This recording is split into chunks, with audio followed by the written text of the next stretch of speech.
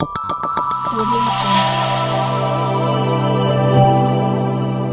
Jungle.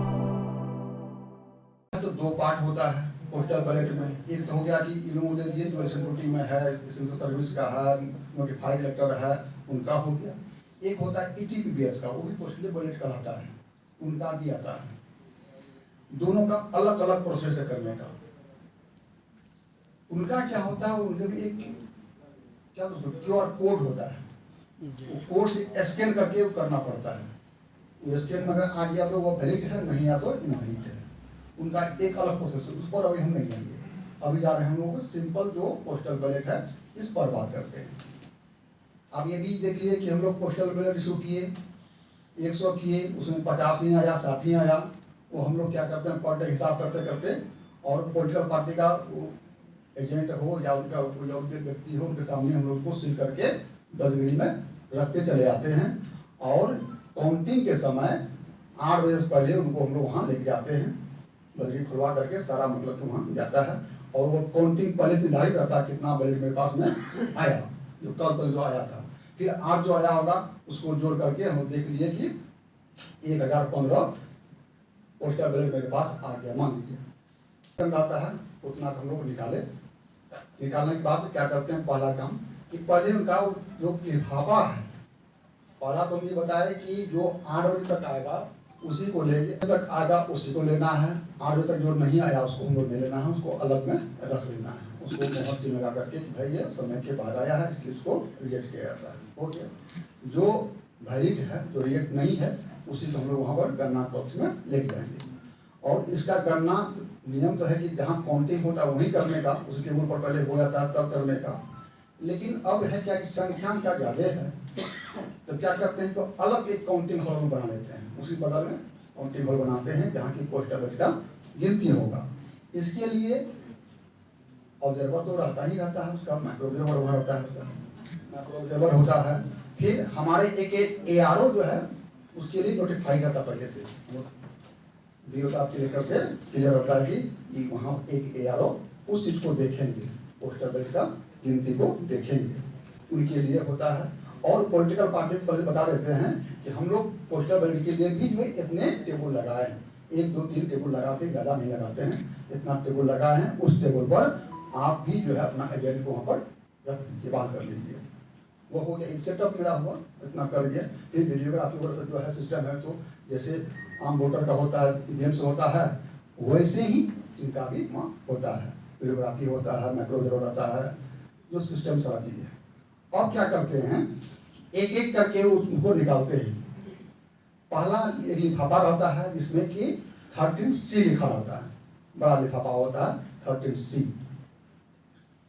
उनको देखेंगे कि देखिए जो हम भेजे तो वही है कि बनावटी तो नहीं है, वो हम लोग मार्क करते हैं। उसको साइन का क्या हो रहता है जो भेजता है यहाँ से, उसका वहाँ प्रेषक का नाम रहता है, वो देख लिए। देखने के बाद क्या करते हैं, उसको हम लोग उसको खोलते हैं। खोलने के बाद 2 प्रकार का लिफाफा उसमें निकलेगा, एक होता है 13A और एक होता है 13B। उसी में अलग अलग लिफाफा में, उसी लिफाफा में रहता है। 2 अलग अलग लिफाफा है और एक बड़ा लिफाफा 13C है उसी में रखा रहता है। 30A में क्या होता है, डिक्लेरेशन रहता है वो इलेक्टर का कि मेरा नाम यह है, मेरा फला मतदान केंद्र संख्या में, वो हम लाए नहीं देखा थे, पढ़ के सुना रहे थे, ले आवे क्या अरे बात करते हैं, कल बच्चे में फिर करेंगे तो क्या चीज़ के टाइम पास वहाँ पर है। और एक पदाधिकारी जो जिस ऑफिस में आप काम करते हैं उनका हेड होता है, या कोई और गैजेटेड अफसर होता है, वो अपना करता है, सर्टिफिकेट कर देता है। कोई जेल में बंद है तो जेल के बंद करता है, हॉस्पिटल में भर्ती है तो हॉस्पिटल का जो CS होंगे, सुप्रिटेंडेंट होंगे, वो उनको साइन कर देता है, ऑथेंटिकेट करता है, ये बात जो फॉर्म भरा ये व्यक्ति बात सही है, ये साइन पर हुआ, जो वर्णन किया गया उसको हमें चेक करते हैं, हम जानते हैं, साइन करके दे दिया गया, ये उसमें करता है। तब देखते हैं कि एक कर देखेंगे, पहला तो ये हो गया कि जो हम 13C भेजे हैं तो वो नहीं है, अलग लिफाफा है, तो ऐसे अलग हो गया, चढ़ गया वो। अब अगर वो सही है तो उसमें क्या देखते हैं, हम 30A देखते हैं। 30A में क्या देखते हैं कि जो हम जो भेजे थे उसमें मार्क किए हुए थे, उसमें क्रमांक वर्णित किए गए थे। सॉरी, ये 13B होता है। 38 क्या होता है, उसमें डिक्लेरेशन घोषणा होता है, और घोषणा में इलेक्टर का साइन नहीं है तो रिजेक्ट कर दिया। चलिए, फिर दूसरा क्या हो गया, जो अटेस्ट करता है वो अटेस्ट अगर साइन नहीं किया तो वह छट जाता है। दो चीज हो गया, साइन कर दिया, मान ली मोहर छोड़ दिया तो मोहर को हम लोग इग्नोर करते हैं, मोहर सब पास नहीं भी रहता है, लेकिन साइन होना चाहिए अटेस्टेड करने वाले का, उनका नाम पदनाम उसमें रहना चाहिए। तब हम समझेंगे कि कौन अटेस्ट किया है। ये चीज क्लियर होना चाहिए कि किस कौन व्यक्ति को अटेस्ट किया है, उसका नाम पदनाम, साइन कर दिया पदनाम डाल दिया, वही नाम पदनाम हुआ। साइन किया पदनाम दे दिया, हम लोग उसको मान लेते हैं कि वो अटेस्ट किया है, तब तो वो दोनों सही मानते हैं, नहीं तो उसको भी रिजेक्ट कर देते हैं। दो कारण हो गया। तब आगे चलेंगे, जब 13A का काम खत्म होगा कि अटेस्टेशन हम देख लिए और का सिग्नेचर देख लिए, इसका मतलब कि वह जो हम भेजे थे वही है। तब क्या करते हैं, उसमें एक और फॉर्म होता है, 13D होता है, वो उसमें इंस्ट्रक्शन होता है कि हम कैसे कैसे क्या क्या करना है, एप्लीकेशन भरना है, अटेस्टेशन कराना है, उसमें टिक लगाना है, सारा काम करना है, वो इंस्ट्रक्शन रहता है। 13D वो पढ़ करके पॉकेट में रख लीजिए, कहीं घर में रख लीजिए, वो भेजना हमको नहीं होता है। जब पोस्टल बैलेट अब जमा कर रहे हैं, मुहर लगा करके, चिन्ह कर करके, वो देना जरूरी नहीं है। अगर दे भी दें तो कोई मतलब उसका नहीं है, वो आपका कागज आपको बताने के लिए है। आप नहीं समझे हैं तो अपना देख करके समझिए, नहीं आप ट्रेंड हैं तो उसका कोई जरूरत मत पड़िए उसको। वो डायरेक्शन इसमें रहता है 13D में, वो कहानी खत्म हो गया, उसका और कोई काम नहीं है। और हो गया 13B का काम चलना है, ए भी काम खत्म हो गया। ए में क्या चीज देखे, दो चीज देखे हम, वो देख लीजिए। और 13B क्या देखना है, उसमें जब हम बैलेट इशू किए थे, बैलेट का हम क्रमांक डाले थे, उसका इशू किए थे ना, क्रमांक डाले थे, ऊपर भी नहीं, लिफाफा के ऊपर भी रहता है। अगर जो क्रमांक हम मिलाएंगे जो दिए हैं वो अगर नहीं है तो वह बैलेट नहीं हुआ, ऐसे ही छट गया वो। और तब जब वो सही मिल गया क्रमांक है, इसका मतलब ये सही जो भेजे हैं वही चीज है, तब उसको हम खोलेंगे। जब उसको खोलेंगे तब क्या करेंगे, 13C जो है वो कवर को एक जगह जमा करके उसको अलग पैकेट बना देंगे, और 13A जो था जो अटेस्टेशन वाला है उसको भी यह करके वो दोनों एस्टेटिक पैकेट है उसको अलग कर देंगे। ठीक है, अब हम वोट पा गए हैं। 13B क्या है, बैलेट का वही सही है। तब वहां देखते हैं कि मार्क सही से किया नहीं किया है, अगर मार्क नहीं किया तो अनवैलिड हो गया। मार्क किया, दो आदमी को मार्क कर दिया, ये भी अनवैलिड हो गया। ऐसा मार्क किया कि राम को दिया कि श्याम को दिया, ये पता नहीं चल रहा है, ये भी अनवैलिड हो गया।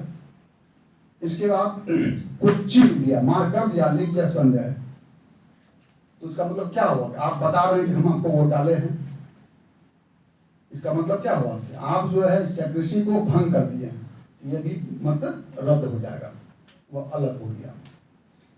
और एक ढंग से मुंह छोड़ दें कि पता नहीं चल रहा कि पेपर वो बैलेट है कि बैलेट नहीं है, ये भी क्लियर नहीं हो रहा है, तो वो भी इसको अलग कर देंगे, वो छट गया। जब सब कुछ छट गया तब मेरे पास क्या बचा, सिर्फ वैलिड वोट बच गया। क्या बच गया, सिर्फ वैलिड बच गया। ये इतना प्रकार के छापने का, छापने पर क्या हो गया कि 13C अगर जो भेजे तो वो नहीं है तो छट गया। वो आ गया तो उसको खोल के देखिए कि ए देखिए 13A जो है ना डिक्लेरेशन घोषणा है, घोषणा में दो चीज देखे। पहला देखे क्या कि इलेक्टर का साइन है कि नहीं, अगर साइन नहीं तो वो नहीं किया होगा, किसी और कर दिया होगा, तो वहां छट गया। इलेक्टर का है लेकिन जो अटेस्ट किया, जो सत्यापित किया, उनका साइन नहीं है, पदनाम नहीं है, वह छट गया। वो छटने के बाद 13B निकाले जो मेरा जिसमें बैलेट है, तो उसको खोलेंगे। खोलने पहले देखेंगे क्या उस पर क्रमांक है कि नहीं, बैलेट क्रमांक, तो इसको तो क्रमांक लिखना पड़ता है।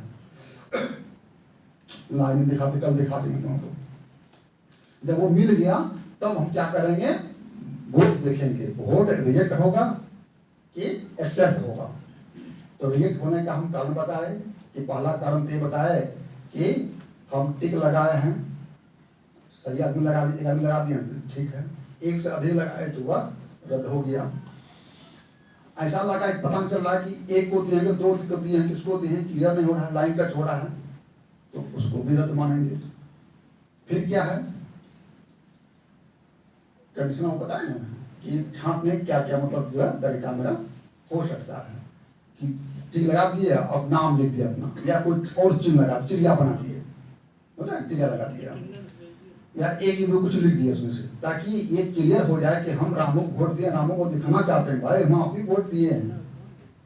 ये दिए मेरा सिक्रेसी भंग होता है, उसको फिर लोग छांट देंगे। गलत तरीके से मोड़ मार दिए हैं, स्पष्ट नहीं हो रहा है, बैलेट नहीं दिखाई पड़ रहा है, तो रद्द होने के कारण है। और जो काउंटिंग करता है उनको अगर शंका होता है कि नहीं क्या होगा नहीं होगा, एक्सेप्ट होगा रिजेक्ट होगा, तो ARO पास जाता है।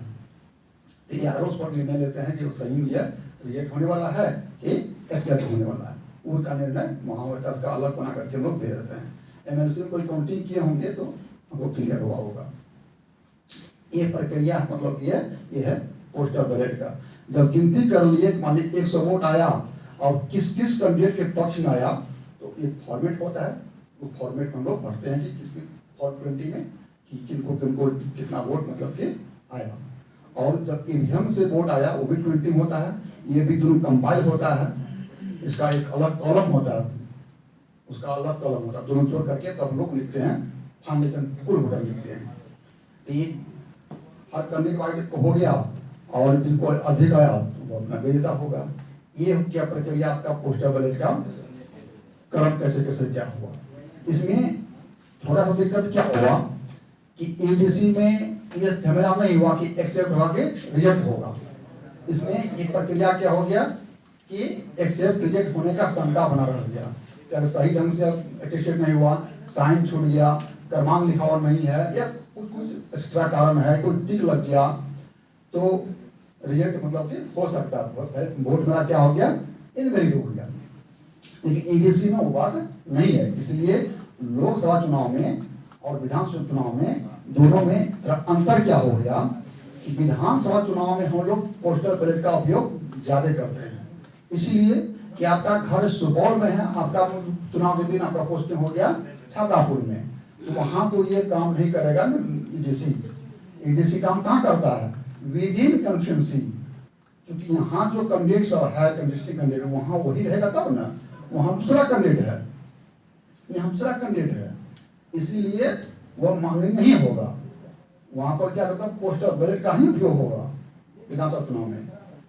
विधानसभा चुनाव में क्या हो गया, EDC नहीं लग करके पोस्टल बैलेट, कारण कि विधानसभा में जो पीठासीन अधिकारी होता है या पोलिंग का जो भी व्यक्ति होता है उनको अलग एसी दिया जाता है, जिस एसी में घर होता है वहां उनका पोस्टिंग डिपार्टमेंट नहीं होता है। अगर वहां होता तब तो EDC चल जाता, उनको अलग जगह देते हैं, दूसरे एसी देते हैं, इसीलिए वहाँ EDC में लग करके पोस्टल बैलेट का उपयोग करना पड़ता है। कहीं है तो हम अपना वोट डाल दिए। लोकसभा में क्या होता है कि कहीं होगा इस जिले में ना होगा, सबका छाप एक ही है, उसी सीरियल नंबर फलाना कैंडिडेट है, उस सीरियल नंबर पर फलाना कैंडिडेट भी है, एक ही बैलेट होता है, इसलिए कहीं पर भी हम लोग मतदान कर लेंगे। वह EDC के रूप में सर्टिफिकेट आया, जमा किए, मतलब कि पीठासीन को और हमको अनुमति दिया, हमने करके पोल कर लिए, ये कहानी होता था। तो इसमें क्या हुआ, काउंटिंग में हमको कठिनाई नहीं हुआ, मेरा वोट छटा, और हमको क्या सुविधा हुआ कि अलग से पोस्टल बैलेट हिसाब नहीं रखना पड़ा, कितना आज पड़ा कितना कल पड़ा, और कौन छट गया कौन रह गया, बहुत सारा प्रक्रिया होती है। और उसी में हंगामा करता है कि मेरा वोट को जानबूझ करके रद्द कर दिया, आरोप लगाता है। इस आरोप से भी हम लोग वंचित हो गए। इसलिए इस लोकसभा चुनाव में हम लोग कोशिश करेंगे कि ज्यादा से ज्यादा आप लोग EDC को ऑप्ट कीजिएगा और EDC माध्यम से भी मत डालिएगा। इससे दो फायदा हो गया, अलग से हमको दुकान लगाना नहीं पड़ेगा और उसका काउंटिंग करने का भी जो है झमेला नहीं रहेगा।